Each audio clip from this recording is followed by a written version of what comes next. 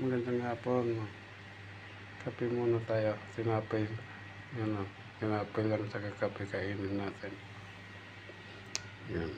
Tinapay tsaka kape. Spanish tsaka pandikuko. Yan. Kape lang muna tayo. Kasi nalit tayo umuwi. Hindi tayo makapagluto ng tanghalian. Kaya kape lang muna ang kakainin natin. Yan. Diet naman pag may time kunti.